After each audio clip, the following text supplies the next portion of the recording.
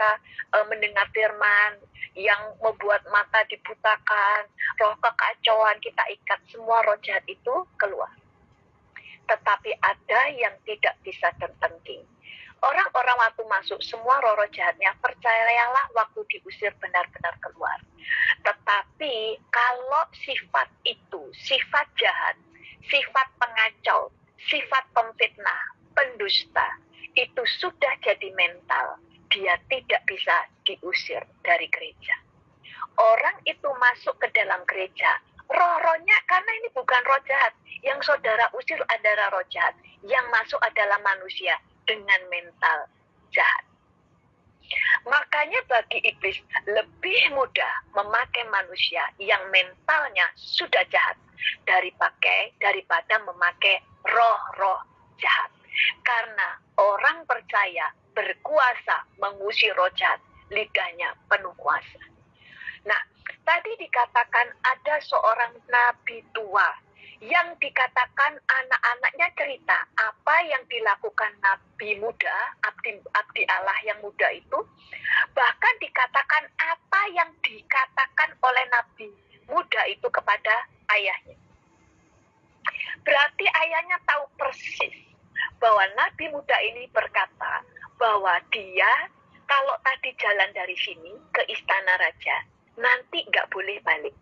Dia harus jalan ke arah yang lain. Tidak boleh balik ke jalan yang sama. Kedua, nggak boleh makan dan minum di situ.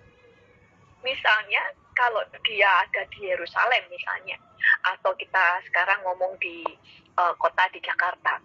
Selama dia ada di Jakarta, tidak boleh makan dan minum di situ. Harus keluar dari Jakarta dulu, baru boleh makan dan minum. Jadi dua perintah, tidak boleh jalan di jalan yang sama, kedua nggak boleh makan dan minum. Tapi nabi itu, yang tua itu malah berkata, nabi tua ini memang nabi, saudara. Dan dia katakan, aku ini seorang nabi. Dan malaikat Tuhan berkata bahwa supaya kamu mengajak kamu pulang ke rumahku, makan dan minum. Kalau ngajak ke rumah dia, berarti nabi tadi balik. Nah, saudara bisa lihat, kebohongan yang kelihatannya sangat sederhana ternyata membunuh nabi muda itu. Nabi muda itu sebenarnya masih banyak hal yang bisa dia lakukan bersama Tuhan. Tuhan itu perlu anak-anak Tuhan, karena anak-anak Tuhan di tangan Tuhan juga adalah senjata yang powerful. Karena kita bisa dipakai Tuhan menumpangkan tangan atas orang sakit sembuh, perkataan kita memulihkan dan sebagainya.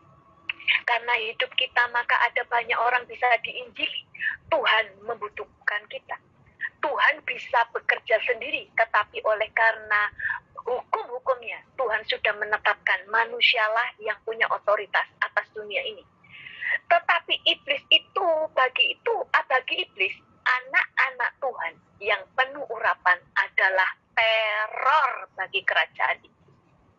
Makanya iblis itu berusaha menghancurkan hidup orang itu. Dan iblis seringkali memakai manusia dan memakai sesama orang percaya. Bahkan tadi dikatakan adalah nabi. Dia berdusta. Tadi dikatakan dia berbohong. Kebohongannya membuat anak nabi muda tadi mati diterkam singa. Yang kedua, seharusnya dia masih melakukan banyak hal terhenti karena iblis selalu ingin menghentikan kegerakan.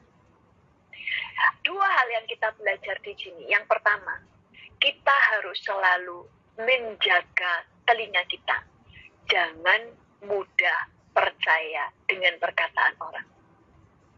Tetapi kita harus menjaga hati kita, selalu minta hikmat, minta kepekaan dari Tuhan, supaya kita berjalan bersama Tuhan.